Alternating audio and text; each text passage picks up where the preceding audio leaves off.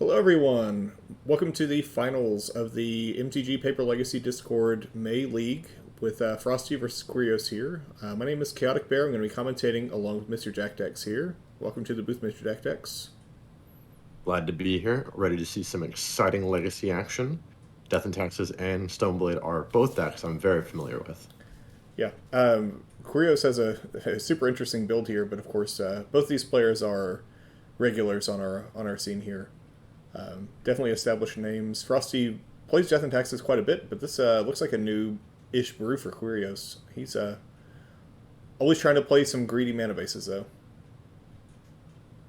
Oh yeah, I'm really excited to see how this works out for Quirios. I mean, we're looking at a 100 double Underground Sea Volk deck, but we're running one Ragavan Triome, which for those who don't know is the Island Mountain Plains Jeskai Triome from good old Ikoria, Lair of the Behemoth. Yeah, finally been picking some of those up myself for a new visit deck. All right. A lot of fun, a lot of fun. So Frosty on the play here. This is a the seeding is done by performance during the qualifiers. So Frosty is first seed and will be able to be on the play here. She starts off with a Plains and a Mother of Runes. Pretty good start for her there. Pretty solid D&T start. We're going to see a Fetch for a Ponder. Pretty standard start. If this was blind, you wouldn't really know what you're playing against here. Could be a couple different things. Yeah. But since players know their deck list, this is open deck list. We all obviously know it's Stoneblade, and so does Frosty. Mother Runes is very good in this matchup. You're going to be mostly scared of Baleful Strix in this matchup right now. Hull Breacher is not that relevant. Other than that, you want to worry about the Teferis that are going to come out for Quirios' side. Interesting note, because it's 4-color Stoneblade, we're not going to see the True Name Nemesis as they've kind of gone out of favor in more multicolor Stoneblade options. Pure blue-white, you're going to see a lot of the True Name Nemesis.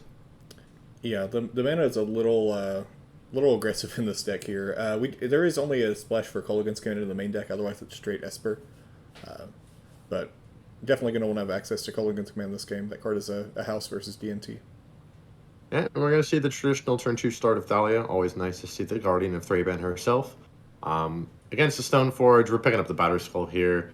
Only removal you're scared of is Swords of Plowshare, but even then, Quirios is not really in a rush to get anywhere, as Stoneblade has always been kind of a mid-ranger deck. It would be nice to get somewhere quick with the Batterskull and get some beats in, but if you can, usually hold it back. Yep, Frosty finds a Phyrexian Rogue here, so that Batterskull may not come down for a while. Yeah, I'm imagining here this is going to be naming Stoneforge Mystic. Yeah. Can't really see any other name coming out. Yeah. You theoretically could name Batterskull so they don't bounce it. Yeah, they can't bounce it if they never get it down, though.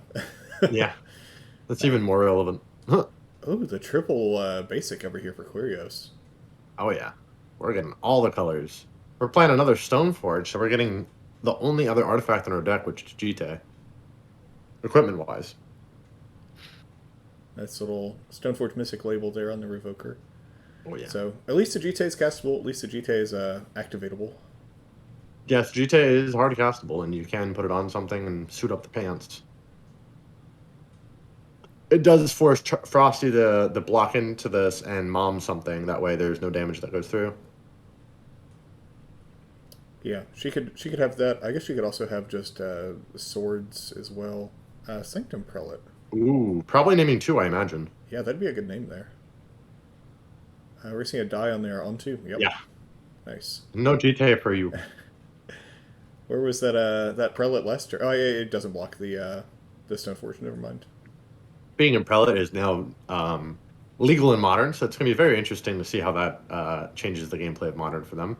While we are playing Legacy, I love to mention the fact that Modern Horizons 2 had just released at the time of this recording, so it's always fun to see cool cards that we've had in Modern that we've had in Legacy for a long time come into Modern. Maybe one day we'll get full Modern Death and Taxes to be more like Legacy Death and Taxes. Come on, print for it, you cowards. I was gonna ask if you wanted a Port or Wasteland more. Port. Yeah, Port. I don't care. I feel like they can't ever give you GTA in Modern. No. G10 Modern would be way too busted. Yep. It'd be like Death Ride all over again. Oh, is Death Ray banned in Modern? Yes. Oh, okay. I know about Long okay. band in modern. I can only follow the ins and outs of one format. That's Legacy. Oh That yeah. does explain why I don't ever see it played anywhere, though. Yes, it's not a choice. It's not a purposeful choice. It Yep. is what it is. Yep. Another ponder here. Just gonna sculpt the hand a little bit.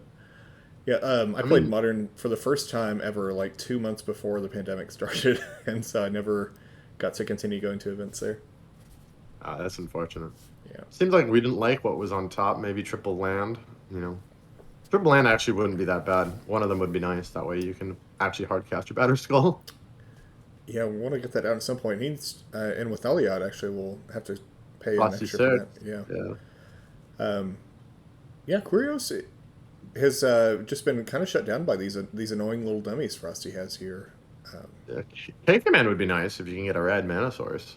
oh yes, absolutely, that would be a wonderful 2 for 1 Just there. Frosty could, I guess, destroy artifact and then deal 2 damage or whatever. Yeah. yeah. Mother of Runes It's could very nice. save a creature of Frosty's choice there, but being able to guarantee getting one out of here is nice. Oh yeah. But Kurios is hitting land drops, which is good for Stoneblade. Falling a little low on life Hmm. total here, but I mean, this is going to be a very grindy matchup overall. I mean, Death and Taxes has never been really the aggro deck. It's always been more of the controlling mhm. mid ranger. Same with Stoneblade. Stoneblade's best gear has always been the mid range game when it can outgrind and outvalue you. Especially in this kind of a list, we're seeing the 3 Baleful Strixes and then the 2 Teferi. Mhm. You know, that's going to come up relevant very, very soon. If we can find a Teferi. Yeah. Stoneblade definitely one of those decks that can land a turn 3 Batterskull and just sort of like make them answer it, but also has this game plan of just 1 for 1 removal. Make sure you find your cards with cantrips and, like you mentioned, Baleful Strix and grind them that way. We are going to see another brainstorm. Yep. The interesting full art actual storm of a brain. And Frosty played a Stoneforge Mystic here, getting Batterskull herself, but unable to activate Stoneforge Mystic since the Revoker is symmetrical there. Good old Revoker on symmetrical plays. Back when Wizards would give us that kind of stuff, huh? And back when it was always fair to play the cards because it hurt you. Yeah. Plague Engineer, I know, a common sticking point for people.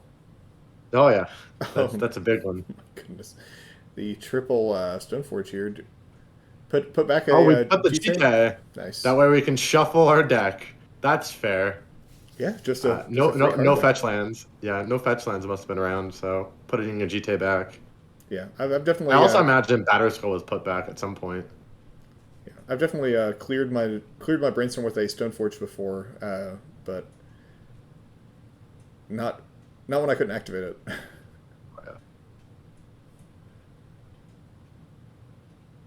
It is kind of interesting that there is no cards in Frosty's graveyard, so Cling to Dust is a dead card, and then because it's on 2, we can't cast Round in the Lock or cast GT.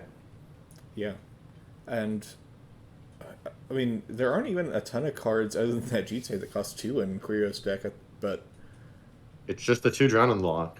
yeah, and the GT that is stranded in his hand Yeah, still. So telling it was. It's been restranded. yeah, yeah, exactly. I mean, not a. I think preventing GT from hitting the board is probably a big priority for Frosty here, so that makes sense. Oh yeah. But if you could land it on 1, that shuts off like what 10, 12, 16 cards in his deck. Hmm. There does come a point where Queris will eventually find a Swords of Plowshare or 2. Oh, absolutely, yeah. With all the digging, he's cast what is it, 2 Ponders and 1 Brainstorm already this game. Oh yeah. Yeah, Swords of Plowshare or Culligan's Command would be nice to see. Either or. yeah. Because Death in Texas doesn't this build other than Skyclave Apparition doesn't have any way to answer that in the main deck, right? If the GT does come down. Yeah, there's no real way main board wise. Yeah. You just got Skyclave. You can flicker it, but that doesn't do much in the long game. Yeah. But Skycave You can apparition, boy, that flicker card. your flicker. You can flicker your Phyrexian Revoker to target a GT instead. That way, it gains counters but can never be used. Yeah, and like you mentioned with Mother of Runes, there's all sorts of tricks in there to keep Quirios from actually getting counters on it as well. So, Oh yeah. but boy, if he ever does, it is not going to be good for Frosty. Sideboard will be more interesting because Frosty has 2 Cataclysms in the side. Yeah, I would love to see those. I'd love to see those because resolving those always feels so good. We'll probably see the Deafening Silence as well, I imagine. Yeah, a deck like Quirios doesn't live or die on being able to chain spells, but it definitely you definitely have turns where you want to ponder and brainstorm or ponder and cling to dust or whatever. So, Thoughtseize Ponder, always a good one. yeah. Seems like Frosty's tanking a bit, which I gotta give Frosty the benefit of the doubt here. I mean, this is a hard decision. You have just been beating Quirios down, and Quirios hasn't been doing much of nothing because you have been just sculpting the perfect board state here and the perfect hand. We know there's a Batterskull in the hand. We're probably going to get a sort of Fire and Ice, I imagine, here. Yeah, that'd be But nice. are we getting countered or something? Yeah, we're getting forced. Wow. Force pitch We are up forced Hullbreacher? Hull Breacher. Force Hull Breacher. Like you mentioned, Hullbreacher isn't like the best card in this matchup, but It is a blue card. it is That's blue. all that matters. Yeah. It is blue, and it pitches the Force Will. That's what we like. That is always something important to keep factoring. And also in this factoid, the Force of Wills put the Stoneforge Mystic in the graveyard, which is now fueling our Drown in the Locks, if we could ever play them. We can Cling to Dust something, though, so we do have a Cling to Dust target. Nice. And yeah, no harm in just doing that at some point for value, because Quirios doesn't run any Murktide Regents, no big whales, anything, right? Yeah, no big Delve spells to pay off there. Oh, yeah. I mean, you gain 3 life. I mean, it's something. Oh yeah, I was just meaning that using the escape cards as a resource isn't a big deal here because That too. I mean, you just have Snapcaster, and it's only 2 of them. I mean, it's not like the biggest deal. yeah, I mean you can always pick what you leave in your graveyard. Yeah, just delve away all the escape with all the weird ones like Force of Will. Yeah, I do love Anything seeing that you want to cast. I do love seeing the Sea Snapcaster Mage here. It seems like that card has been seeing a little less play in Legacy lately. Snapcaster has always been on the main meta play here, especially for Stoneblade. It is a good target just to have for equipping, GT and Sword of Fire and Ice. Yeah, I see it out of Stoneblade and out of the Esper Vile decks whenever we see those. But I will say they're kind of going away, at least from Sword of Fire and Ice. Now that we have Cauldron Complete, it's just a much better relevant card as a threat. It is weak to getting exiled, but other than that, it is a powerhouse of a card. Can't be destroyed. I'm loving it in Dead Guy. I mean, playing Double Dam and just Wrath of Godding people with it. It's just great. It's absolutely great. It just comes down. It's a 7/7, and it beats in the face with First Strike. Yeah, Living Weapon is a hell of an ability there. Oh yeah. So we see the Batterskull. Hard cast Batterskull finally. Yeah. I mean, Quirios has been making his land drops, so it's coming down at some point. Indeed. That'll definitely change the math for Frosty here. She does not have the mana to hardcast her and Batterskull through her, well, at all, let alone through Thalia.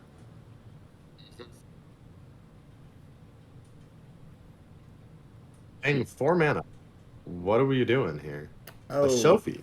Yeah, paying the extra attacks for Thalia. I forgot about that one. And then we're wasting the Volk, I imagine. The Yeah. one red source in this list besides the Triome. Yep. Don't want to get got here. Oh, that's Not by Culligan's command. That's an interesting point about the red sources. I bet we see Quirios avoid fetching that Triome until he actually has Culligan's command. I would imagine so. I mean, there isn't really any good options there. Especially if you lose it. I mean, K-Command is now a dead card, and you play 2 of them on your main board. And it doesn't even pitch to Force of Will, so. We pitched to Force of Will for something. Oh, I think he was clean to dusting his own Force of Will there. Oh, right. To draw a card? Yeah. Yeah. I've got to pull. So if it's a creature against your. So he could have actually hit the Wasteland also. I guess it doesn't. Yes. Like we said, he's not going to he doesn't care about that force of will. Yeah, I mean, it's not like you're gonna snapcast or Yeah. force of will. That's very rare. Yeah. He also probably wants to leave the Wasteland in Frosty's deck or graveyard for Drown in the Lock, now that I think about it. Yep. So Especially when we can actually cast around in the lock at some point, hopefully. fingers crossed. Yeah. Gotta find those 4 plowshares in the main board somewhere. They're somewhere in this deck, and we probably haven't seen any of them from Yeah. Aquarius' side. Yeah, we haven't seen. I mean, he of course. I'm sure he has a game plan that doesn't involve having to get that prelate off the board, but he also has 2 Teferis that could bounce it if he wanted to. He's got the Drenalox Cull against commands to kill it. Mm-hmm. Just allows you with options and hasn't found him yet. Yeah, it's honestly unbelievable. This board state is not where you want to be. I mean, Aquarius is in a bad place, but very easy to get back from in terms of life gain leads. Mm-hmm. Yeah, that Batter Skull is going to do a ton of work here, assuming that it ever gets in there. I imagine it's going to block and then it's going to be bounced. That's what I would assume. We did gain some life off the Batter Skull swing. I imagine it will take some beating, and that's why 3 mana has been left up, so it can be recast. Batter Skull's probably just going to sit here and just gain life for Aquarius' side while Aquarius looks for an answer to get rid of this board state. Yeah. If you're playing normal Miracles, we'd get rid of it with a Terminus. But since we're not doing that, it's no way possible. Yeah. This is a good play here. First strike Thalia, always nice to see. Thalia is now protection from blue and red and has 4, is a 4/3. Yep. With first strike. Always a good time. And I did just realize Frosty had the option to block there and use Mother Runes to prevent the damage, but I think that would open her up to swords. She may just really be valuing the prelate here and not wanting to tap down the mama necessarily. Willing to take that life point swing. Oh, yeah. It does become a precarious situation if you equip the sword to Sanctum Prelate, because then you're never getting rid of it. It's got protection from Swords of Plowshare, and then even if you somehow had another way to remove it, all your removal spells are in red and blue. So yeah, you do end up in a bad situation. Swords and K Command. The only 2 options that you have. Well, per red wouldn't even do it. Yeah. You could kill the sword with it. Yeah. You could. Oh, we found a sword. What are we sorting? Let's find out. So. Oh, we're resorting Mom. Gonna give herself pro white there. So this will be tapped down on Quirio's turn, which means that he'll have a little more leeway. Frosty gonna take that opportunity to get that underground seed out of here and pinch the mana a little bit, pinch the black. Mm-hmm. But Quirios has a free reign on that prelate now if he wants it and has a spell that does it. Assuming that was on end step from what I'm seeing, it doesn't look like we swung. It doesn't look like we swung with anything. No, I think actually it was just a pass. And he had second swords in hand. So goodbye. Get that mom out of here. Now we're unlocking the removal step by step. Yes. Unfortunately, we only have 2 plows left in the deck, and we can't use our other removal spell because it's 2. Yeah. If we do draw the K command, though, we're probably fetching for that triumph immediately. Yeah. No snap bolt. We also have a snap sword. We do have 2 snaps. Yes, yeah. We do have 2 snaps. I always forget about the fact that we're running 2 snapcasters. So it is possible. It's just difficult. See, don't you miss the days of bolt snap bolt when everything was simple and life made sense? Bolt you? Snapcaster? Bolt you again? So this makes the math a little bit more difficult here. Stoneforge Mystic, still named for the Phyrexian Revoker, but also now you have the Aether Vial to contend with. Are you going to play the game of, is this thing going to get to 3 and we're going to get Flicker West or Skyclaved? This is not good. Yeah, being able to get those at instant speed uncounterable is so good for Death and Taxes, and it's great that Frosty found the Aether Vial here to start setting that up. Yeah, our only way of removing that from Quirrus' side is the 2 Teferis, I believe. Yeah, or K Command. Add K Command. Yeah. Add in K Command, but then, you're running into the question of, do I want to K Command that, or do I want to use Stoneforge Mystic? Which one screws me harder? Yeah, that's one of the problems I always have with playing against Death and Taxes is, like, each of the creatures and each of the permanents is not that important usually. Like sometimes Sanctum Prelate will just lock out a game or whatever, but you just have to like figure out what hurts you the most out of all the five permanents that are hurting you and taxing you. Incidentally, it wouldn't be in Quirius's best interest to undo the Stoneforge Mystic hard lockdown right now. It Yeah. is also keeping Frosty off the Battered Skull that's Yeah. in Frosty's hand. Yeah, I think we'll see that Prelate stick around for a while. Or sorry, the Revokers sit around for a while at this point. I do wonder where this 2 damage is going to end up going if it doesn't get blocked. Looks like. We're going to chump here. All Yep. right. I would hope we chump. Well, then we'll never know. Frosty had a landed hand with one card left. That one card is Battered Skull. Yep. So Very, very known card. Looks like we got a Marsh Flats over here. that can go get a Triumph. They can get a Triumph. Man, the Doubt we're going to get one, but it can get a Triumph. yeah. I believe we're just going to swing. Yeah, I mean, I think this is basically free. I think if she blocks, you love it, and if she takes it, then 8 points. So We're back on the 17 life string, and then Frosty's down to 13. We have traded life totals, actually. Now Quirius is in the driver's seat on that Stoneblade build. It's really nice to see Quirius' deck, too, because it's almost all foiled from what I'm seeing. I know those I see foil the fetches. Foil forces, foil fetches, foils to fairy now, too, which can bounce the Aether Vial, too. And draw a card. Always relevant. Bounce card, draw a card, and I doubt that we actually care about plussing it right now. Or Aha, maybe we do. He tricked you. Starts No, at, it actually starts at 4. oh, it starts at 4. Oh, okay, I thought it was 3 and then +1. No, Yep, starts alright. at 4. Starts at 4. Oh, the minus is -3. Okay, I promise I have actually played this card before. I have also played this card before, but I always forget. We did plus it though. Yep. I imagine this is just to get it out of threat range. Yeah, I'm not sure so much of his mana is already tapped that bouncing any of her taxing effects doesn't do a ton. Yeah. So I could see that.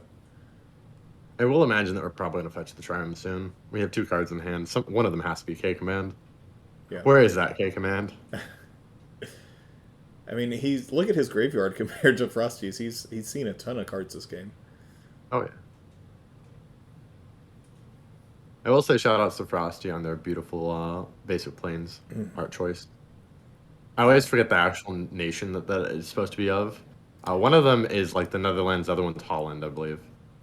Yeah, the Netherlands / Holland is the windmill one, but I also always forget where this is from. I know it's a European nation. Maybe it's like Greenland or something. Or Iceland. I don't remember where this one's from, but I just remember it's very pretty. It is. That binder is not near me. I would just reach in there and grab it because the Eurolands actually have it printed at the bottom, so you don't have to. They do. I like the Venice one. The Venice one's very nice in Ireland. And then the APAC ones are also very nice, where the swamp is like a Shinto shrine that's like decaying or something, right? Oh, I think it's like the Japan one. It's got like the one that looks like it's on fire, sort of. It's in like a bog. I want to say it's like in a bog, and it looks all spiritual. I think I know the one you're talking about. My favorite of the APAC is the Philippines mountain. Oh, that's a really good one. Yeah. That's a really, really good one. Everyone loves Yes. the Sorry, Fuji y'all. is the expensive one. We're just talking about basic lands and how pretty they are. We're Well- gonna see the wasteland out here, so fetching the Triumph is gonna be risky business if it does come out. Yeah, we didn't miss anything besides the Thalia swinging playing a wasteland. It's fine. I mean, Although, this is just grindy. yeah, like you mentioned, the wasteland means that he's only going to make 1 red mana this game most likely. So bounce. Oh, we're bouncing. All right. Oh, we're gonna finally play GTA. Now he's probably going to brainstorm, shuffle it back. Now I imagine we're gonna probably get a drown in the lock for when it comes back down. Yeah, he has enough mana to do both if he chooses. We'll see what he does do because that the 4/3 first strike is not nothing here either. Oh yeah.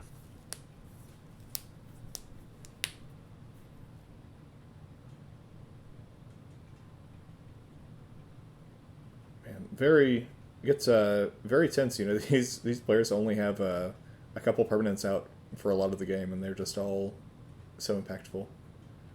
And incidentally, you would really want Cakemend here. That way, it can't be cheesed out via Aether Vial. Yeah, You really don't want to run into that situation.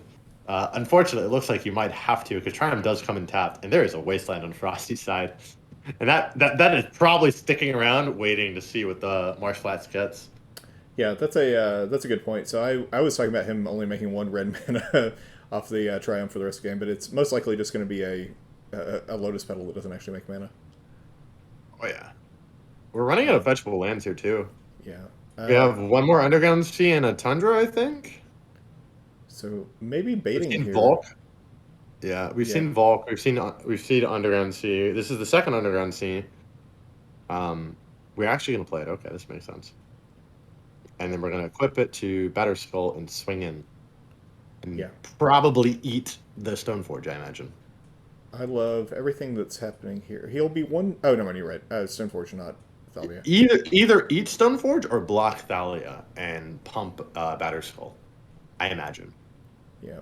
And still has 4 cards in hand. What is this game? Good question. Did we even swing with it? Yeah, We did swing with it, right? I think so. I think I saw him wiggle I it. think Rarius is thinking about like what should he do with the counters. Oh, that's exactly what happened. Okay. Yeah. I mean, it is difficult because there's so many things you can do with the counters. You can block Thalio, and pump Batter Skull. That way, Batter Skull is a 6/6, and then you can minus on the Revoker if you really feel like it. It's not the greatest idea, but you definitely can plus Batter Skull once. Yeah. The Ubezai's Jite is sort of like the corollary to math is for blockers. Like no, sometimes math has to be for attackers too. It is the King Maker, Queen Maker, Planeswalker Ooh. Maker, as they all call it. It giveth and it taketh. Yep. The card does a It does lot. it all. It gains life, it kills things, and it gives your creatures big, beefy protection in the form of +2/+2 counters. Yeah. I mean, what's funny is I guess maybe other than the pump effect, if you took any of those 3 away, I feel like people would still play it. Yeah, I mean, If it was just pump or honestly, gain life, maybe not. But the -1/-1 counters would definitely see play. I think. yeah, -1/-1 would always see play. I think if it was pump gain life, it would still see play. If it was only gain life, it would be horrible. Oh Like yeah, absolutely horrible. yeah. This is just like worse Um, lifelink. I think if you got rid of the gain life, it would still see play 100%. Like the gain life is the mode that you play when it's just like I would like to remove your GTI, please. It's Yeah, like okay, in response, I'm gonna gain however much life this is yeah. because it gains 3 life at a time. So you activate it and then have to activate it again. The it's a 2 per activation, right? It might be 2 per activation. I can't actually remember off Yeah, the top of my head. it's 2 per. That's so funny that we're both GTA We're fans, both and we're like, Yes, we're both really good players of this how deck, and we're just sitting here like, how much how does? many is it again? Yeah, you can tell that we don't use that mode as much. You can tell that mode is really the last resort mode. Yeah. With few exceptions against like aggro decks, I think it pretty much always says when Uman's Jite goes to the graveyard, gain 2 life for each counter. Yeah, you could probably just write that on there, and that's probably how Yeah. everyone uses it. I can't even So imagine what. There are very few times where that gain life is the thing you do with it. yeah. So if we want to make the math even harder here, Frosty has landed her own Jite, no counterspell on Quirio's side. Now that the prelate is off the board for the moment, taking that window to cast her own Jite. Boy, that's a lot going on. And Ooh, yeah, this is where we block and double pump and hate our life. yeah, Why and would you do this? You can literally block and double pump here. um, Oh, also you might take 2 damage. That's also fair. That yeah, is also very fair. the first strike damage there also makes the math a little harder for players. Uh, The lifelink on the germ, like there's a lot going on each of those creatures. yeah, because your gain. Wait a minute, there should be some counters on the GT. No, Quirius took the counters off of his Jite to kill his own Stoneforge Mystic after blocking. He had 2 counters on there. He no longer has them. Oh, that's funny. Yeah, That's a funny way of dealing with things. yeah. But I mean, I guess you don't want her to get those counters. Um, That is one way to get rid of the counters. yeah. Can't gain counters if you never dealt damage to anything. There was something there. But Yeah, it's no the longer. Stoneforge Mystic was dying anyway, I guess. And weirdly, I guess he could kill the Revoker, but it's not in his best interest to do so. I mean, No. yeah, We know there's a batter schooling hand. That is not in your best interest at all to do that. yeah. Although getting rid of both counters is a little weird. So, like he can't get in with the Thalia, or he can of course attack, but he can't profitably block the Thalia without counters on there. I guess if he swings here, he'll get some. Ironically, Snapcaster would be nice to have here because we could Snapcaster Swords Plowshare it. I mean, it'd gain a lot of life, but still Yeah, and not carrying too much.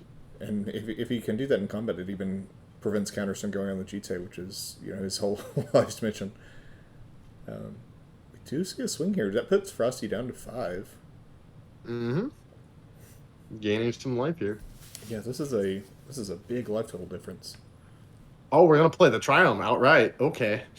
Yeah, he it looks like he successfully baited Frosty with that Underground Sea because she wasted it to keep him off the 5th land. And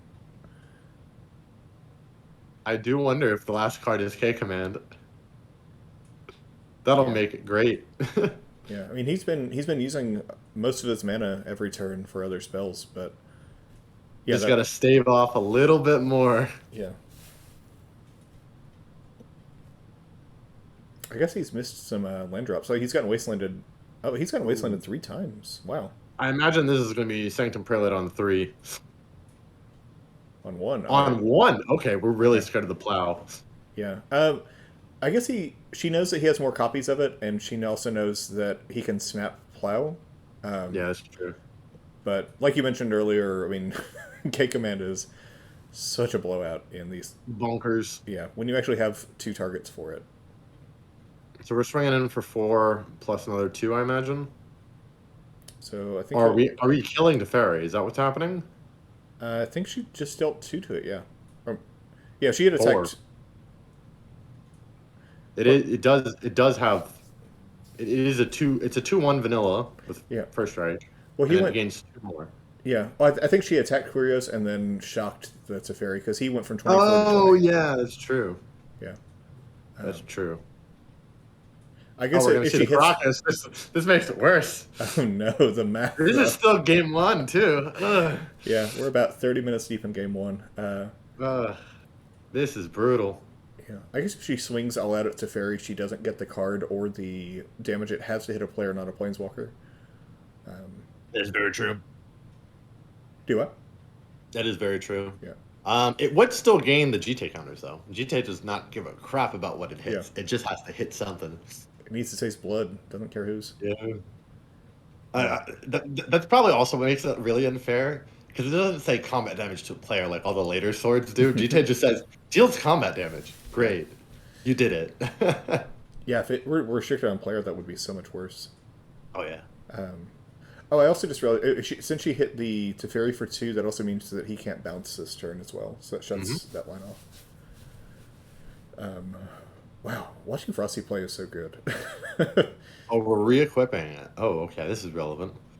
And And we're gonna see the mom. ooh, so that is going to. We'll see if he can kill it immediately, but that's going to make any potential K commands, any potential swords, a lot harder. And she has Sanctum Prelate on 1 as well, so it pretty much has to be Drown in the Lock or K command, I guess. Yep, that's what it has to be. Yeah. Actually, never mind.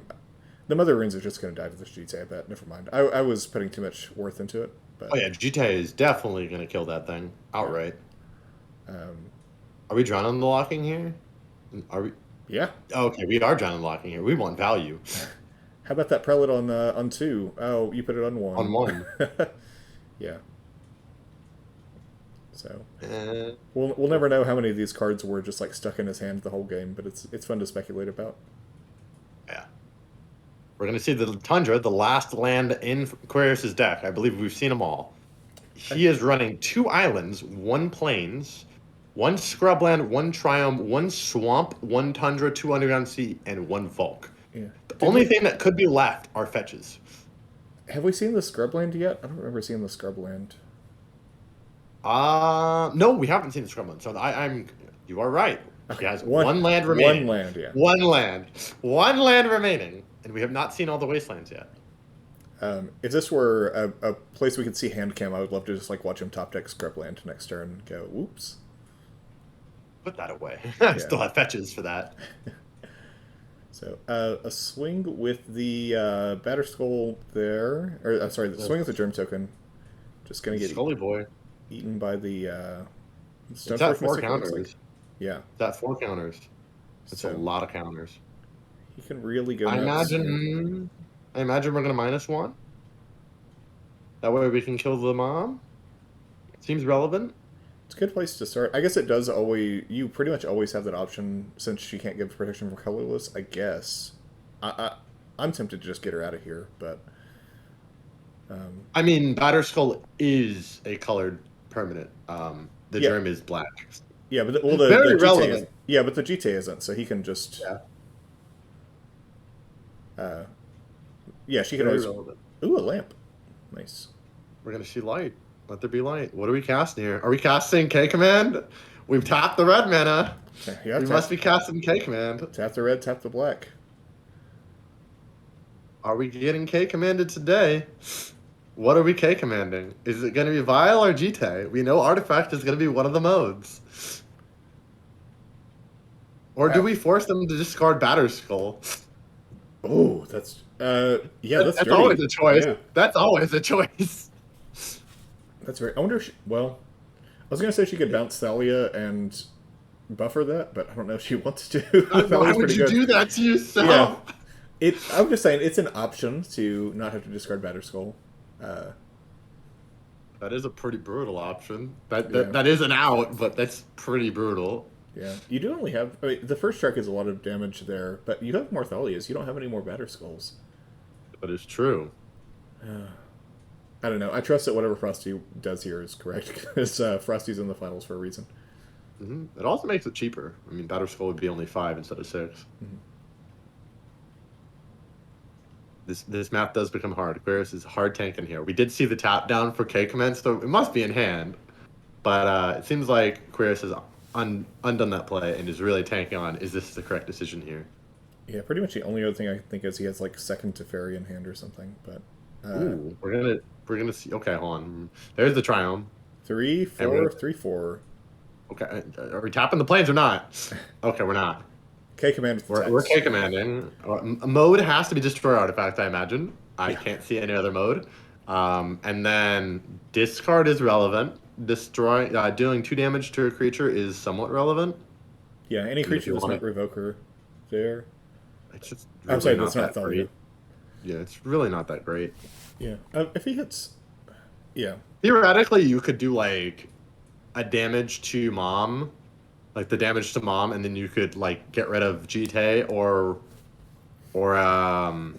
Ada Vial at that point, and then you just minus your counters on your GT to kill Thalia. Oh, the mode must have been discard then. It must have been discard. Why are you bouncing this otherwise? Yeah, the bouncing it means you don't have to spend counters if he's trying to kill it, but I don't think that's that important. No, that's not really that important. I would burn my counters if they're trying to kill it. If they're discarding my Batterskull, though, that's another different story entirely. Yeah. There's only a single Batterskull in the hand and in the deck, so you really got to play that one close to the chest. Yeah, and we do see still no Snapcaster Mage here. You can't return a creature, unfortunately. That would be... Boy, that mode on K Command would be pretty sweet. So we see Sword of Fire and Ice getting eaten instead of the GT. Shut down that card draw. We are going to kill Mom. Mm-hmm. Okay.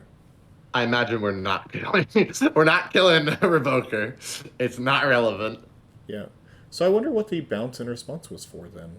Because he has 10 ounce the modes when it goes on the stack. Maybe it was deal 2 damage to Thalia? I don't know. Yeah, but then the mom went away. No, the mom went away because of GT counters. Oh, I didn't do the detail. Okay, yeah, that makes total sense then. Mhm. Yeah, I think you bounce Thalia to protect it every time there. With Thalia gone, she could deploy her own Batter Skull here. And I think the reason that happened is because this is the play. So if you deal 2 damage to Thalia, and you choose to plus in response to go +2, GT on their side can say I'm gonna -1, and then your response is automatically I'm gonna have to +2 then. Yeah, And then GT can minus still. yeah, So on the stack it would still die. Because it already has 2 damage assigned. It would have, so it'd be 2 damage, and then you're plussing it above that, and then above that plus is a -1 effect, and above that is a +2, and then above that is -1, and then a -1. So you're gonna die either way. yeah. So I guess Frosty just thought like, okay, I'm just gonna trigger this now because there's no other good way to to save my Thalia. Yeah, I think with how many counters Quirios had on there, if she had acted first, Quirios would have won Yes, the battle there. kept minusing. Yeah, Yeah, I didn't think about it until I saw the 4 counters. I'm like, oh, this is bad. yeah.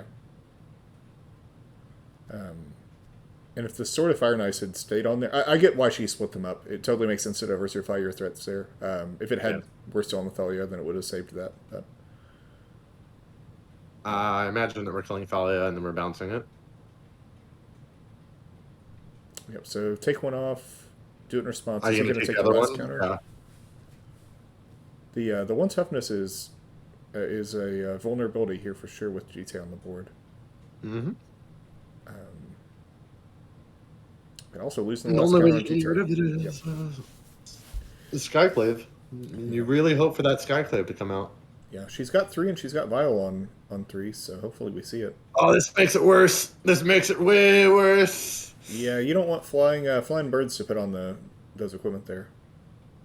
Yeah, I mean Frosty's gonna have to minus here, I imagine. To get rid of the bird as fast as possible. Yeah, we'll see Flesh and Batter Oh, Skull. right, Oh yeah, she can trade. We still have Batter Skull, which we can trade with. Do you remember that? That is a relevant text. You remember when Revoker turned off her Mystic for about 10 turns there, and then it went away.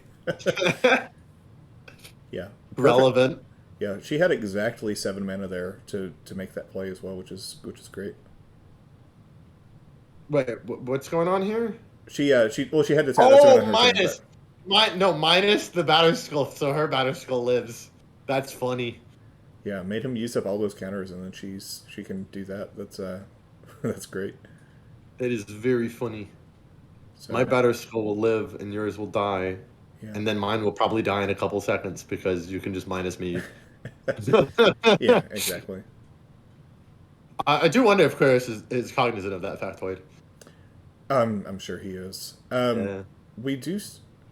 I think that still is fine for Frosty. She still has the mana to pick up her Batter Skull and redeploy it every turn with Stoneforge, whereas Quirios has to pay full price. Unfortunately. Yeah. I think you still do it though, right? Yeah, I imagine so. It seems free to lose the 1 counter, but Why did we just pay 2 there for a ponder? Is that what happened? I wasn't paying enough attention. I was trying to do the math over there. I think so. Yeah, 2 for or 2 for Baleful Strix, and then 2 for Ponder. There is no Thalia. There is no Thalia. Yeah. He's welcome to tap as many extra lands as he wants. That is true. He's floating white, I imagine, then. Yeah. If this were at MTGO, we'd see that real quick, and I'll chuckle at it. But that nice white float, just in case you're gonna cast Swords of Plowshare here, just in case. yeah, I mean, Could have drawn it. Could have drawn it. Marsh Flats. We're gonna go fetching for the scrub. All right. The last land in the deck. We'll verify here. Yeah, yeah, there it is. We have verified. We know Volk and Underground Sea are in the graveyard. Yep. We know the Triome's out. We know the one Plains is out. The Double Island is out, and so is the one Swamp and Tundra. This is every land in Aquarius's deck. We have seen every land but the fetches. Yep. And if Rusty has memorized the list here, that'll be interesting information for her. They of course can't look at the deck list during the actual match, just like you can't look at outside notes during the GP match or whatever. But she knows he's getting close. These decks only run so many lands that make mana, and we've seen 10 now so far.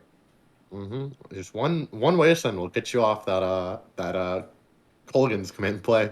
Oh yeah. One wasteland. That's all it takes.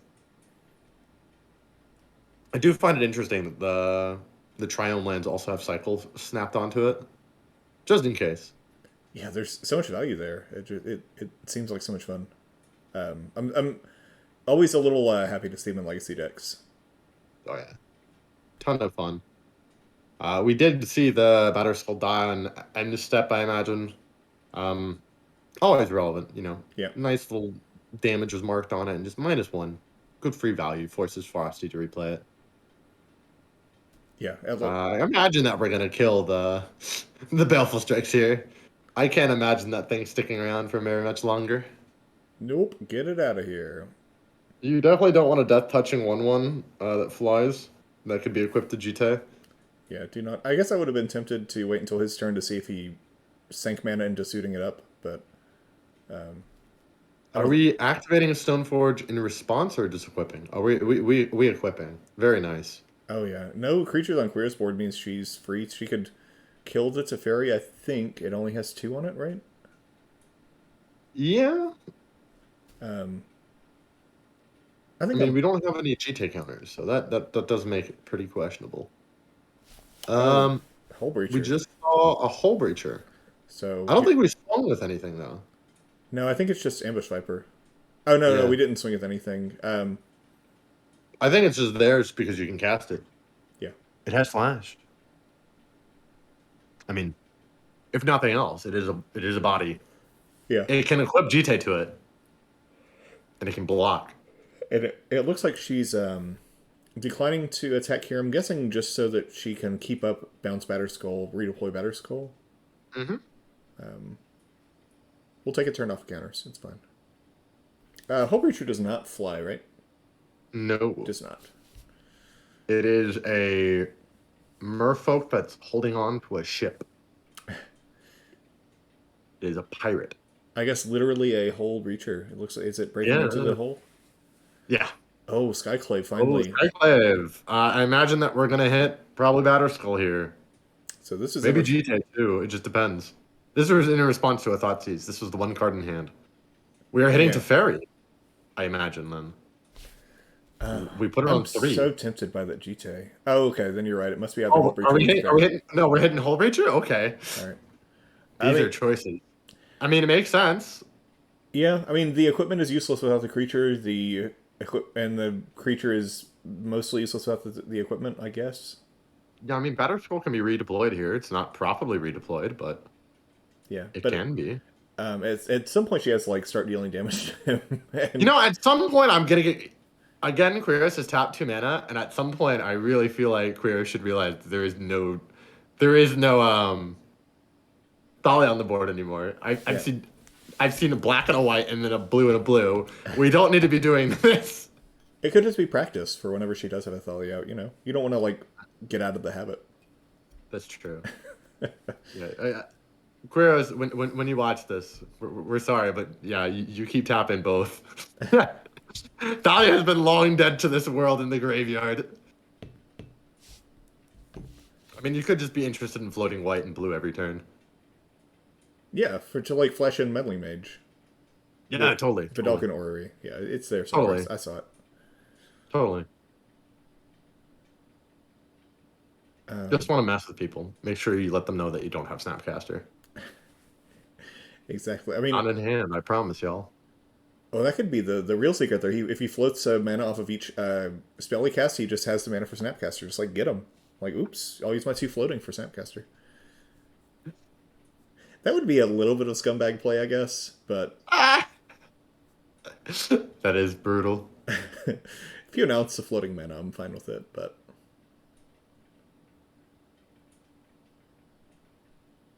Interesting. I believe Frosty has 0 cards in hand at this point. yeah, and it's been he Color Against Man the Sword of Fire Knives to keep the cards from coming to Frosty, which makes total sense. He has a little bit of like very slow card advantage with the Teferi here. Every 3 turns he gets a Unbelievably card. slow. Yeah, Unbelievably slow here. I mean it's the only Oh, source we're of killing it. We're killing it to bounce something. I imagine it's going to be the Aether Vial. Could be Ether. Yeah, it could be Ether Vial. If he bounces the Skyclave, he gets a 3/3, but then his GT gets eaten on the way back down. I don't love that. Yeah, that's Oh, that's that's what we're that's getting. very relevant. All right, Okay. we got a 3/3 for this GT now. Are we equipping it? What are we doing? Tapping mana for something. Oh, redeploy. Oh, we're Oh, playing another. We're playing another one. Okay.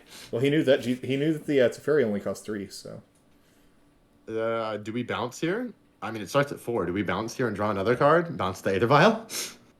I do love getting the Ether Vial off the board, especially since you just put the Skyclave back in there. Yeah. That does Force mean it to that be replayed. that doesn't mean that it's just free for her to swing into your Teferi next turn. But I guess it already. No, it wasn't already free. If yeah. I mean, you do have a 3/3. Oh yeah. It. I forgot the upside down card is a 3/3. How quickly I forget. Yeah, you do have a 3/3. We are bouncing on end step here. Yep. So this is a trick that I feel like I talk about a lot just because I got so hard. But she's activating Stoneforge Mystic, holding priority, and then bouncing the Batter Skull. Yep. If you do it in the other direction, it means that they can kill your Stoneforge Mystic in response to the bounce, and you don't actually get a chance to redeploy. So It is a trick you learn once, and then you never forget it. yep. And when you're playing against them, you don't ever say, "I'll just wait for them to bounce the Batter Skull, and then I'll kill the Stoneforge Mystic." Try to make people commit resources. So big chunky Ooh, swing. That's a big one. Yeah, that's 4 damage. So either that 3/3 is going down, he can kill the. I mean, I'd love to take 4 damage to the face. Bring it on. That's fine. Yeah, I think that's what we'll ultimately see here, especially at 24 life. Yeah. The If Teferi's taking it, that's where it gets worrisome. yeah, just lets that go then. Yeah, He has the option to trade his 3/3 and his GT counter for the 4/4, but like we saw last turn, she can just do that every turn. Oh yeah, that's not something you want to get dealt with. We were really hoping for another K command, I imagine. Yeah, is that or Snapcaster Mage? Those are his only clean answers to the Batter Skull, right? I think I literally asked this about an hour ago. I mean, get that K command out. That way you get rid of the GT. Yeah. Bye bye GT.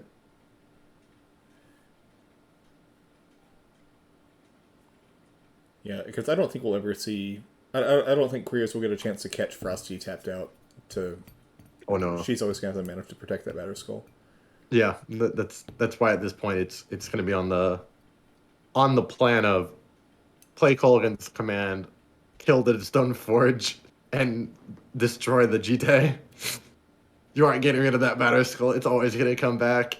Yeah. At that point, it buys you the fact that you can finally counter the Batter Skull, since she does have 8 mana to bounce and redeploy it the right way.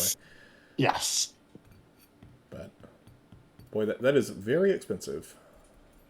Yeah, and this is all the mana we're going to see from Curios. There is nothing else left in this deck.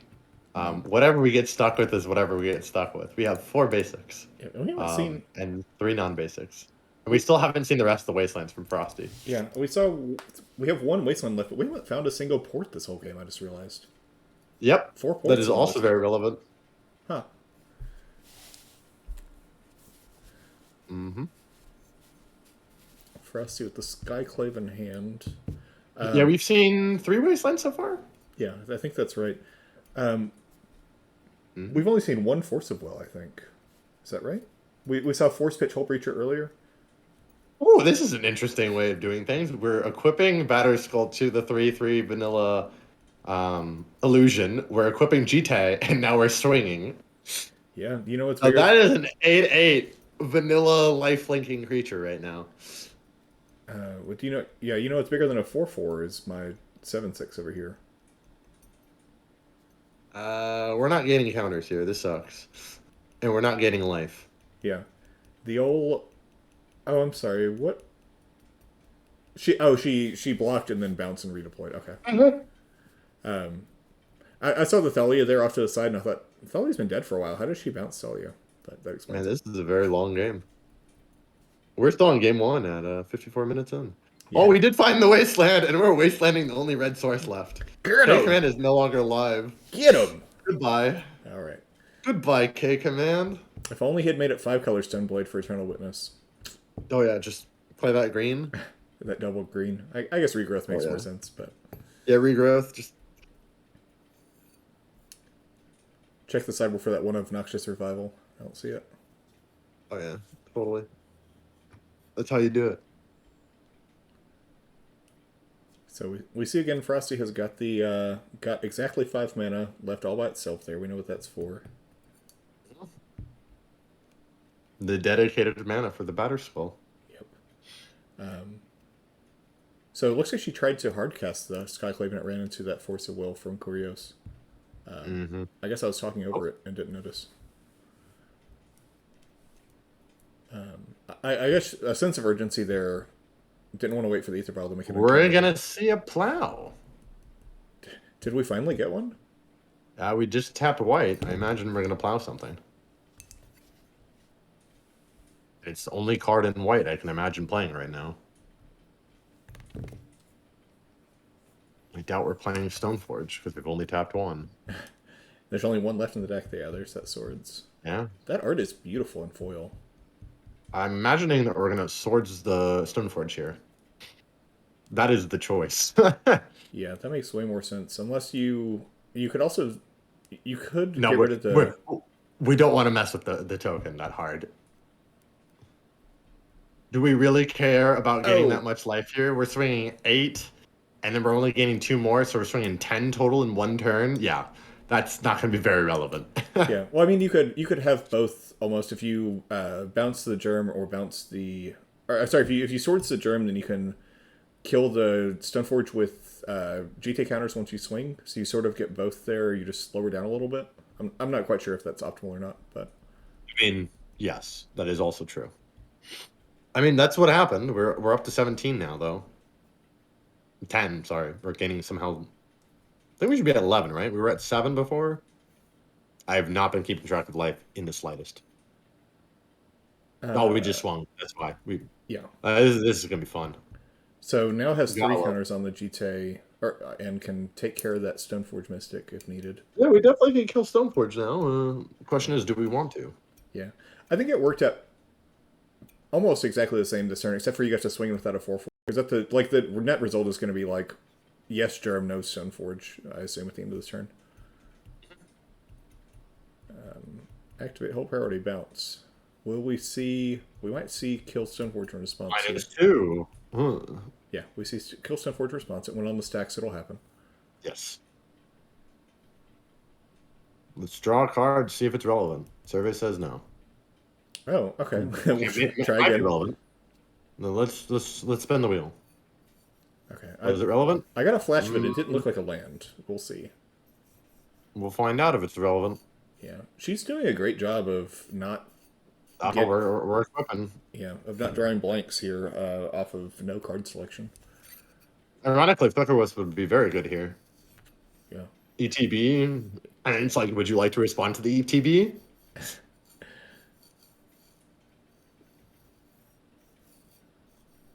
Yeah, Flicker Wisp would be great here. If she can take that Aether Vial up to 3, that'd be even better for her.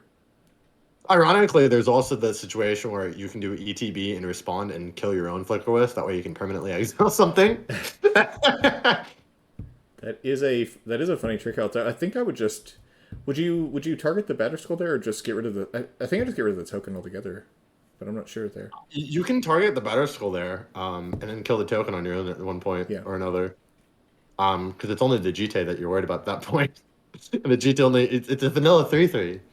That's true, but I just if she can swing in a couple times without a creature on the board, then. We're bouncing the Batter Skull again. This is great. Bounce Batter Skull to keep you off GT tokens is. Yes. Or counters, but she doesn't get them either. Then. Nope.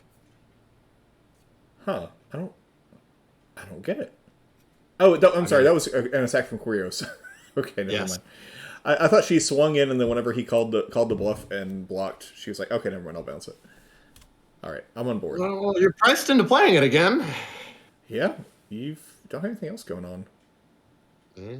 3 cards in hand. We don't know any of them, except for the Batter Skull, of course. But We have enough mana to hardcast and bounce it.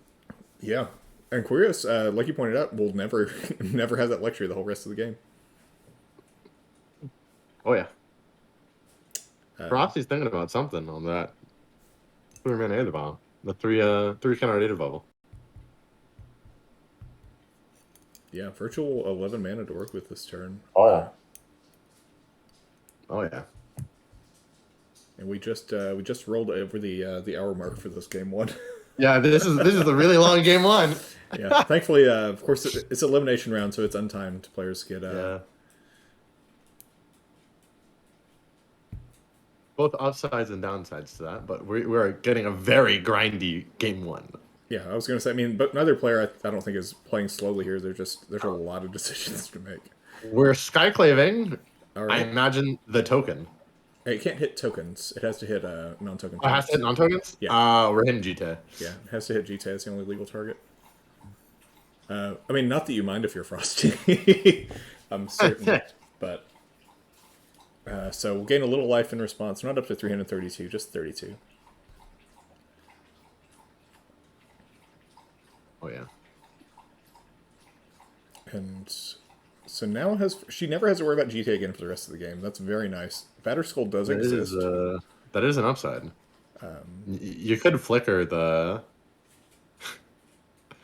You could cast Flicker Wisp if you have one. Get rid of the token now. Goodbye. Or better yet, just do what I said earlier. Flicker Wisp, ETB, respond to the ETB. Kill it, permanently exile your Batterskull. Thanks. You have played a little bit too much Death and Taxes and had a little too much fun with that play, it sounds like. There are so many fun things that you can do. Yeah. I can tell you I've done it in Dead Gaio with Tideholic Color. It is really funny. It is really funny. Yeah. I can see why they don't word cards like that much anymore. Why it's Yes. exile it until it leaves. And yeah. Yeah, that's why you don't have separate triggers anymore, so you don't get around with that. That's why Banisher Priest exists instead of Fiend Hunter. Sad. Or did they Very fix sad. O-Ring also? There's like a fixed version of O-Ring. Yes. Yeah. Yes, there is a fixed version of O-Ring. It's Banishing Light, if I remember correctly. Okay. Found We're playing something for 4. We're playing Snapcaster. Are we getting Swords to Plowshare? It looks like Snap Drown. Oh, we're drowning. Oh, that's interesting. Okay. So I guess the same result, just don't get any life from it. Mm-hmm. I mean, that's relevant. At this point, they're at 10 life. You kind of don't yeah. really want them to have life. Yeah. The at some point Chris was up to 30 and Frosty was was she down to 5 or was it 7? It was 7, I believe. Okay. It's been a very long game. I'm expecting it was 7. Yeah. These life totals though. These life totals have shifted tremendously since their beginning start. Yeah, and Queers, I think, has like half of his deck left at most at this point. Maybe even less. Yeah, it's looking like 20 or less. Yeah. Finally finds a Snapcaster Mage there. 1 of 2. Yep. 1 of 2. So, let's see. Frosty needs to find a creature here. I think if she can find a creature, she'll be right back in it. She could redeploy the Better Skull. Krios could counter it on the way back down. Yep. Because I think we've seen 3 Stone Forges from Quirios and 2 from Frosty. I guess that's also an option at some point. Kind of slow. Mm-hmm. Can also kill the Snapcaster. Yeah. By minusing. We're down to 3 life. Okay. Oof. All right. Ironically, that gain life mode is relevant here. Yeah, she just picks it up because it's lethal on the way back even, and she doesn't have a way around it. So we will take a look at these sideboards for you. Remember, the deck lists are in the video description here. You want to start with? Let's go with Quirios since he won that game, I guess. 2 Fatal Push, 2 Pyroblast, 2 Surgicals, 1 Containment Priest, 1 Fracture, a new card from Strixhaven, 2 Meddling Mage, 1 Kaya Orzhov Usurper, 1 Liliana Last Hope, 2 Plague Engineer, 1 Sword of Fire and Ice. Seems like a lot of hits there. What are you going to prioritize if you're Quirios here? I'm prioritizing the Plague Engineers and probably the Containment Priest. I do really like Liliana the Last Hope, though. It does do a lot against Death and Taxes. You can put in the fatal push, but you also got to think about like the mindset you have to get in. Um, Fracture is actually very relevant here. Getting rid of the artifacts here. You don't really have any good ways to get rid of artifacts, and K Command's kind of messy to do that. I can't really see anything else coming in. My main call is going to be get rid of. My main call is going to bring in the Plague Engineers, take out the Hull Breachers, and then probably put in a Fracture and maybe a Liliana the Last Hope. I could see reasons to bring in the Fatal Pushes, and I can see reasons to bring in the Kaya. Yeah. I imagine we're going to cut a Kling, and we're going to cut a Kolaghan's Command maybe, and then 2 Hull Breachers is what I'm going to cut. And we're going to bring in Plague Engineer, Fracture, and maybe a Containment Priest. Yeah, I think that Fatal Push might just be an upgrade for Force Negation here, but getting rid of the turn 1 Vial is also a big deal, so not a lot of targets, but the targets you do want to counter. We'll see what Kurios does here in Game 2. Over to Frosty, who will be on the play. She has a couple of Deafening Silences, 1 Grafdigger's Cage, 2 Path to Exile, 2 Surgical, 2 Containment Priest, a Rest in Peace, a Council's Judgment, a Sanctum Prelate, Sword of Feast and Famine, and 2 Cataclysm. I know you mentioned the Cataclysm earlier. Is there the Cataclysm and the Deafening Silence? When we talked about this before, is there anything else you're excited for there? I think Cataclysm and Deafening Silence are mainly going to be the 2. You could bring in a Council's Judgment because we don't have a really good way to get rid of Planeswalkers. That's very relevant. Our only good way is, I believe, Skyclave. And we were playing 3, but you know you really don't want to use your Skyclave on just 1 Planeswalker and have to deal with the fact of, oh, if they bring in 3, if they bring in 2 more Planeswalkers, I only have 3 Skyclaves. Councils is also a nice just way to play for anything that you need to remove, whether it be a token, whether it be a creature, whether it be an artifact. You know, it just gets removed. Yeah, It doesn't target you. I'm always very high on Council Judgment just as a flexible answer to whatever, like you mentioned. Yeah, I think we're gonna bring in a Cataclysm, a Council Judgment, and maybe another, maybe a Path. That's what I'm thinking. Yeah, the Cage and the Rest in Peace stop some of the shenanigans with Snapcaster Rage, but and maybe Kolaghan's Command, but I don't think that it's that important to work in the graveyard. He doesn't have any delve spells. Yeah, I really don't think it's that relevant. I mean, there's only 2 snaps, so you're not really getting enough value out of it to bring it in. Yeah. Definitely silence is relevant if you can tax the mana base even further. Yeah. I might be. If she has the room, I might be tempted by the Rest in Peace because it also does blank all of his Drown blocks, but I don't know. That too. I really do like, in this case, I really do like the Council's Judgment and the Cataclysms. Yeah. I can see another Sanctum Prelate coming in, just to name like 3 or something. That way you can go on like 2 and 1. I think you can shut off some spells. Yeah, I don't mind having both of those at all because I think that that card is better against Quirios and it shuts Frosty off here for sure. Even if they do play some of the same cards, she has Aether Vial and a lot of her spells are creatures compared to his. You could also name 5, and then they can't cast Force of Will. Or or Hardcast Batterskull. Or Hardcast Batterskull. Yeah. Those are all totally relevant. But I really think Cataclysm is probably the best card in this matchup. Especially if you can get all their lands. Especially when you're greedy on the lands. Yeah, can you imagine if she had resolved that after he had all of his mana producing lands? Every land. Now okay, we're Cataclysming now. Yeah. We still haven't seen half my lands. You've only seen my basics. Good luck. But, she doesn't have a ton of clunkers to bring out either though, so I think she'll probably be pretty tight on the sideboard package. Wow. You could cut 1 spirit, and then you're really like trimming things where, you know, it comes down to like, oh man, do I want to cut a mother? Do I want to touch a recruiter? Like, it comes down to these weird margins where it's like, I need to trim a card so I can fit something in. Yeah. I wonder if he doesn't actually have a ton of creatures in his deck. Do you think the Swords of Plowshares are worth a shave there? I think a shave on Swords of Plowshares is also relevant. Shave 1 for a Council's Judgment. Yeah, that makes sense to me because I think we expect the game to probably go longer here if you're Frosty and Kurios. I think Frosty can get out to a great quick start. Kurios, his starts are a little slower, but he does have permission to back him up and some extra removal. So, I mean, Spirit of the Labyrinth is going to keep him honest if Spirit of the Labyrinth ever makes it out. Oh yeah, Um, that card will be Stoneblade. hot against Kurios here. I really like the fact that Death and Taxes list are actually going back to that card. For a long time, they weren't playing it. Yeah, I mean the one butt is just so annoying in Legacy, but the effect is very powerful against the basically any deck that has Island in it. Oh yeah. I mean, the other downside of it, it is an enchantment creature. It can be hit by disenchant and fracture. So it is one of those things that you have to do consider when you do play it. Yeah, that Same kind of considerations you get with Phyrex and Revoker.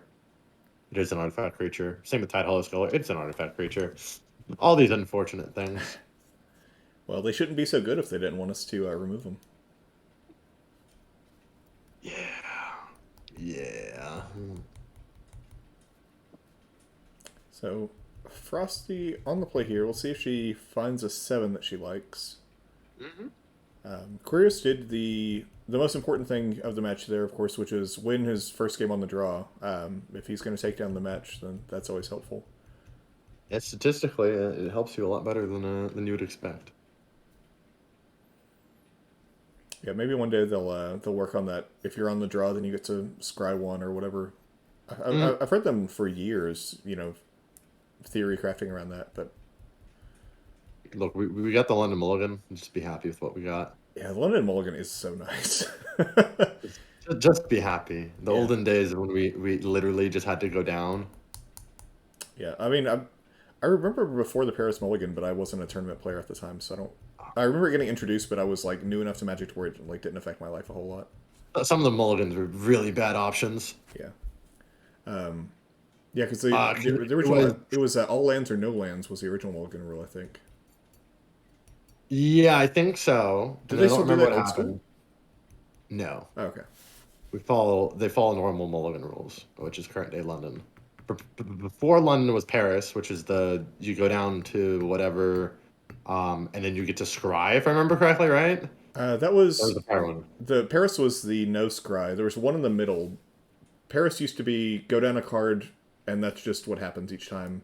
Then they did one Okay. where you can scry. Yeah, Paris you could London go down cards, was but it? then you can scry, It and then wasn't then it was London. It wasn't Montreal. I want to say it was It might be a Canadian Montreal. city for some reason. It might be Montreal. Well, this has been We your know it. drunk history version for Yeah, your MTGPL. Mulligan rule. Yeah. Mulligan rule changes. Consult the Here we Oracle. go. Here's the text. Original Mulligan is all land, no land. Allowed a player who had drawn either 0 or 7 lands to reveal their opening hand to their opponent and then shuffle it back in, drawing a replacement 7. Yep. Each player can only do this once per game. Then it was Paris at Pro Tour Los Angeles. Okay, that's kind of weird. It was introduced and then tested at Pro Tour Paris.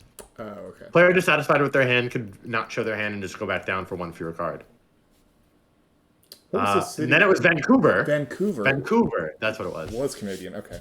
2015. Draws one fewer and then you scry one.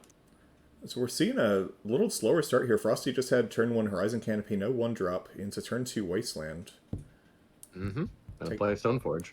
Yep. Kurios just turn 1 basic Swamp Go. This would be a great time for a Fatal Push.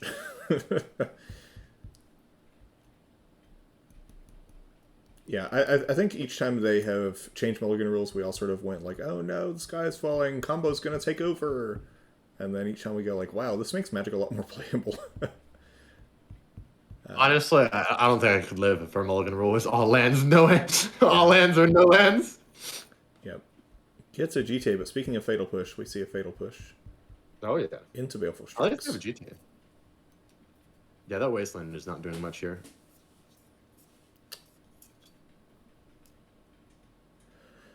So This Horizon Canopy is going to start to hurt in a bit. Always losing 1 life every time you're trying to tap it.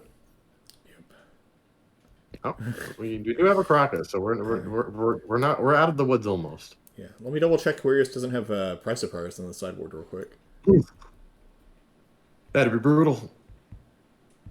Oh, Ooh, we're gonna see the Spirit. all right. Interestingly enough, this is symmetrical. Just remember that. Yeah, I was. She just has. The Swordfire. Horizon Canopy has to be cracked on another turn. Yeah, Horizon Canopy and Sword of Fire and Ice, I think, are the only things that matter, right? Mm-hmm. There's no other card draw. It goes and gets basic planes off that Flooded Strand, keeping on the beautiful foil Oh, lands, and oh, she oh, puts it in the graveyard. Oh. oh. We Ooh. must have heard an announcement. I With would imagine. yeah, Probably said Snapcaster, push it, yeah. and then we saw the Snapcaster. So this The is classic skip steps. yeah. This tempo that Korea's getting this game by just keeping the board clear and being able to recycle these, use all his mana each turn is great for him. Oh, straight live. Yeah, I imagine he hit the bird. Ooh, no, we're not hitting the bird. Oh, we actually are. Yeah. Hitting the bird denies the death touch and the flyer. If you hit Yeah. Snapcaster Mage, like he might flicker, or you might have to flicker wisp it later, I guess. But he doesn't have a lot of ways to convert that into. Oh, to fairy. To fairy plus Snapcaster is big. Yep. I like that you just let my wheels turn audibly there until I just like came to the right conclusion. Oh yeah.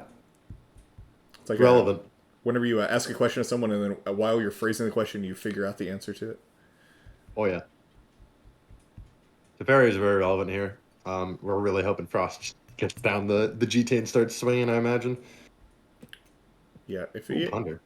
All right, got the spirit out of there. Yeah. I know you're not partial to the three orb ponder. I know you like the Lorwyn ponders. Um, I'm still a big fan, even though people have pointed out many times there's a giant face in the background. And now, for you at home, y'all cannot unsee it. There is a giant face in the back of the three ball ponder. Sorry to ruin the dream. I didn't realize that. Three ball ponder is my. That one and the full art are my two defaults. I do have Lauren Winch just in case, but full art ponder for control decks. The other ones are for three Munas for combo and Delver. Oh yeah, no, you running the retro frames? Yeah, I am now. Oh yeah, the retro frames are nice, but too Oof. expensive in foil. Yeah, Big, boy, is there a big delta there. big delta. Yeah, Yeah. Although every time I bring that up to someone, everyone doesn't see the face in the back until they actually notice and look at the card. yeah. I do love my bald man promo ponders. Like a bald monk looking at like a star or something, pointing at it. Oh, which one is that one? Was that Secret Lair? No, that's the full art player reward ponder. Oh, I have no idea what's in the art on that. I just know there's a big oval in the middle, and sometimes every once in a while you have to tell someone what it does. That's it. At least it's not the cryptic command. Let's be real here. At least it's Yeah, not the cryptic. That is still one of my favorite full arts I've ever seen in my life. There's no text on it, and this thing does 4 different things. yeah. I bought a playset of the Volcanic Fallout suited that way, and I legitimately don't really know all the text in Volcanic Fallout, so I'll have to look it up if I ever play it. I have the Mortify and Unmake. Yeah. What's the other goofy one? Oh, Searing Blood or Searing Blaze, whichever one was printed in that style. Oh yeah. I also have a Celestial Purge that I play. Is that the one Exile or Red or Black Permanent, or is that a different one? Okay. That's right. I didn't realize that one was printed in full art. Yeah, it's really nice. Yeah. I'm glad they stopped doing that. I mean, Bolt was nice in it. Yeah, but like Bolt, you And can always Helix. get from the art. I sort of know what Helix does, The gain 3 life or deal 3 life. It's fine. but is it an instant or sorcery? It's an instant. Okay, see, modern again. I'm Bolt. getting in trouble here. It's a bolt. Well, It's have a you bolt seen with one white. Chain Lightning? That's true, but it's a bolt with 1 white. Yeah, could be a Chain Lightning with one white. It's true. We're just sitting here memeing here while they swing back and forth for two every once in a while, but Oh yeah. It's just nice little pokes just to get that John. yeah. It has been a very long game 1, so this is game 2 now, everyone. We have been watching a lot of Magic here. Always fun. Are we gonna see a Adrenaline Lock? Maybe. Yes, we're gonna see Adrenaline Lock. Oh, that would explain why he's attacked with the Stoneforge or with the Snapcaster. Then I was thinking if he leaves the Snapcaster back on defense, she can never swing the Paladin. We're bailing. Well, never We're mind. going for the Baleful. That's also just as efficient of a roadblock. Mm-hmm. You will get a 2/2 token at some point. Yeah, Kurios would May not be love to now. make that trade. I'm certain. could be later. I mean, you've already gained the value that you wanted. Yeah. At this point, it's just a 1/1 that happens to fly and have that touch. Also, Flickerwist is horrible in this factoid here, unless you're going to Flickerwist your own creature. You don't want to Flicker Baleful Strix, and you don't want to Flicker your Snapcaster. Both these are bad options. No, and I don't know if you would love to flicker the Skyclave either. No, probably not. Give him a 2/2 to get rid of a 1/1 or a 2/1. It's already done its job. Yeah, Baleful Strix is just like exactly as efficient as I want a creature to be. I think it does a lot for 2 mana. Oh yeah. Maybe they'll print it into Modern at some point. And we'll get a retro version of it. Not on your lifespan. I really wish we would have built full Strix in Modern. I've been praying for 1 second play Grixis Control. Not happening. You got Ice Fang. It's basically the same card. Wrong colors. It has Flash. Wrong colors. Let me live my Grixis Control meme. There's always bug control. I wonder what we're going to get here. There are a couple different options. Yeah, Thalia makes math hard, so like Thalia would be great against the board there. Let's take a look at the list. What else? You could get Flicker. You can Flicker your recruiter. Yeah, that's cute. Like it could also be Stoneforge. Oh, that is Flicker. All right. Each time I try to play with that card, I realize that it doesn't have Flash, and everyone just always Ether Vials it against me. Yep. There's so many cute little plays you can do with it, too. Yeah. Even the, just like use it to untap my land is sometimes relevant against me. It's... Yeah, the trying to get your land on the end step or just screwing with your land base. Always nice. Oh, yeah. That, to flicker out a land on my turn, or even just untap it so they have swords up on my turn or whatever. Yeah. There's so much utility there. Yeah. And the 3/1 flyer doesn't hurt. Yeah, the flying doesn't hurt. So it doesn't hurt at all. Casted end of It would be nice. Ooh, excuse me. It would be nice if it was a 3/2, but you know, 1 is the name of the game of toughness in white. Yeah, you got to make sure it has a weakness somewhere. Get that plague. Yeah, clearly. You know what was an interesting card that was running for a little while because lands was relevant? It was Tomic. Yeah. Tomic. I played around with that in such a Stoneblade fun card. whenever I was playing Stoneblade because there's a depth. It's so hard for me to beat lands with that deck. And there was we had 1 depth player and 1 lands player locally. Oh yeah, great card. It does a lot of work for what it needs to do. Yeah. Tomic just says no. And also just randomly not symmetrical for no reason. Yes. Just in case that was relevant at all. Yeah. Like, no, I can still Wasteland. I just want to make sure I can still Wasteland and port you. It's fine. So, I should have that ability.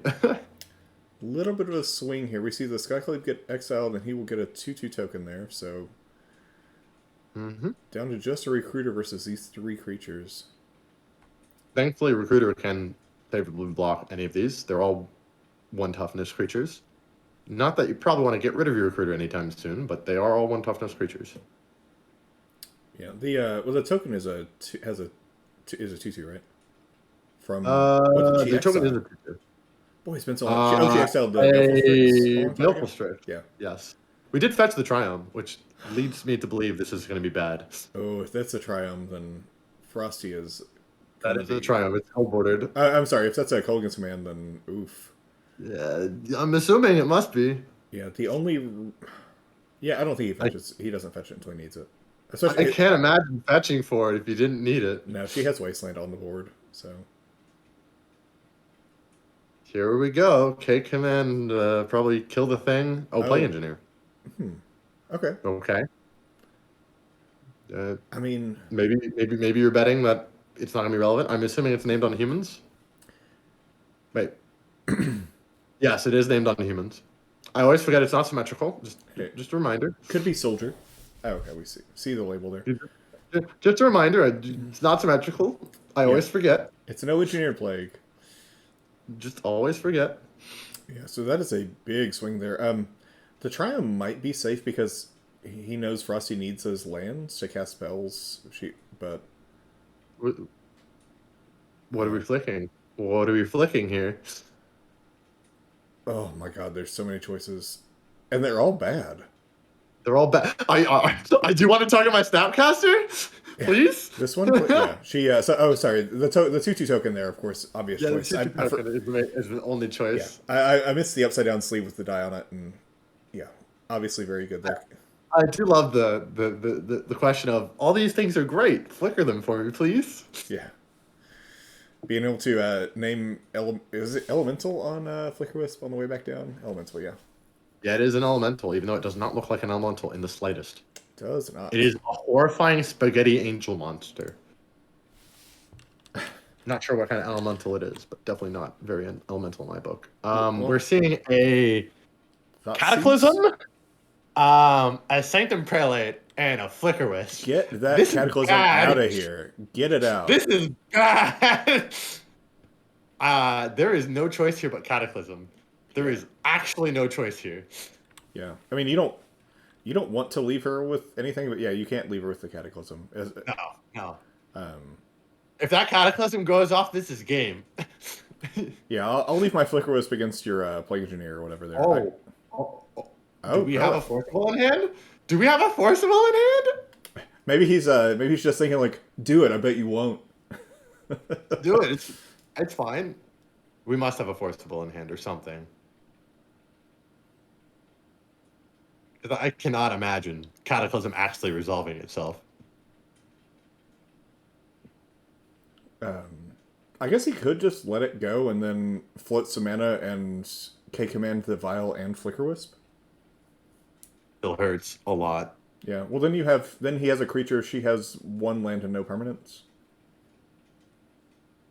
I mean, that's a lot to hedge on. Oh, oh yeah, yeah. It is That is a certainly lot to hedge on. It is certainly a lot, but Good lord. I think if you're Frosty, maybe you just jam it right now? Like you have Ether Vial, you have a creature, but if something goes wrong, it just seems like that's the end of the game for you. Because like this Flicker Wisp is so easy for him to kill if he just keeps the Baleful Strix.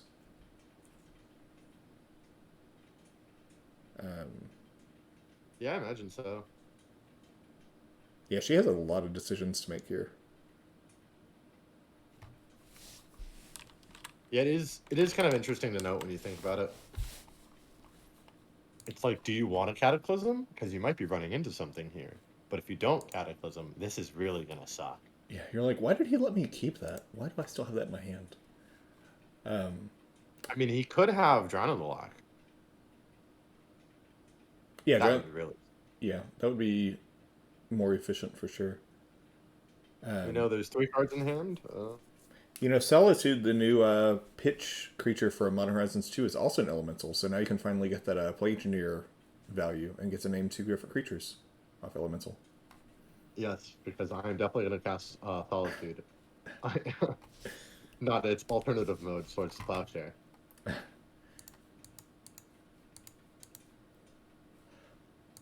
It's still strange to me that that's the... I know everyone was hyped for Endurance during spoiler season, but Solitude I think is the most expensive of that cycle now. Mm-hmm. I think Solitude's like $20. Grief is like maybe 19. Oh, I haven't been tracking the prices of I've got all the prices for the full arts in a spreadsheet somewhere, but I haven't paid attention to the other ones. Mm-hmm. But yeah, they're... I think they must not have been as powerful as they were during spoiler season, because I feel like the Endurances were pre-ordering for like $50, $60.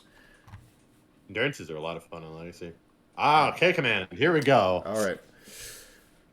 Oof. So, can you imagine if she had cast that Cataclysm there into K-Command? All right. Oh, okay. Had a Stoneforge Mystic.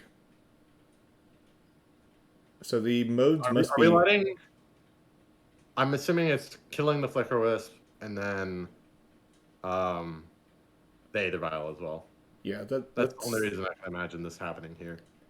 Yeah, same. I don't think he has a Snapcaster in his graveyard to get back, but there's I do believe the last card that we're probably in the hand is the Drowned Lock. Just based on the we way he have a blue and a tapped. black open. Yeah, Yeah, based on the way it's tapped, there's a blue and the black open. I'm almost positive Cataclysm is going to try and happen, and it's not going to work out. yeah. So there's the Sword of Fire and Ice,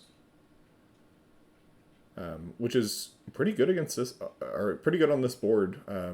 Gets through everything but Plague Engineer, but Oh yeah. might be a little slow. Mm-hmm.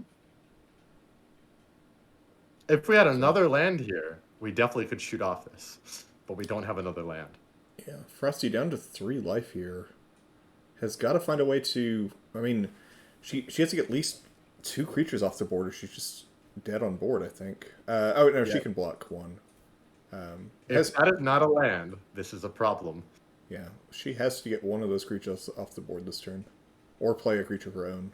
But then she's just in chump mode. Mm-hmm. I mean, you died to 3 turns of Baleful Strokes. Yeah, yeah. I mean, she could play like Flicker Wisp and block it at some point, but that's so painful. Mm-hmm. Um, Black Rose? Yeah. Okay.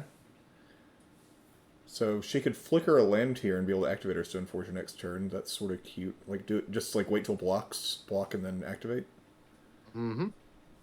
Don't think that's really relevant, but it could be. Yeah, I mean I don't know what else she's going to flicker here. She doesn't want to flicker any of his stuff at all. I guess you could hit Stoneforge for a second equipment, but I think that's even worse than untapping a land. Oh yeah, there's not really much you can do here.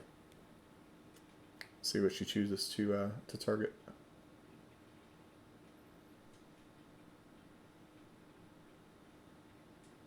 I guess this is assuming it resolves. It looks like it actually. Never mind. We just saw a force pitch. Yeah, Something. Okay. fourth pitch of Brainstorm, I believe. Oh, okay. I didn't quite recognize that half of the art. All right, everyone. So that means that Quirios has won the finals of our MTG Paper Legacy May League. We'll be getting one of our custom tokens out to him and congratulate him there, give him all his invitational points. Check out the video description. We have our Discord, our Twitter, Our Twitter and our Twitch. yeah, and our Twitch. Go follow us there. Check out all our videos live. We usually stream every Tuesday and Saturday. Deck list below. I mean, anything else I'm forgetting besides come join us? That's it. Come join us and let us be your local meta. All right, we'll see you all next time.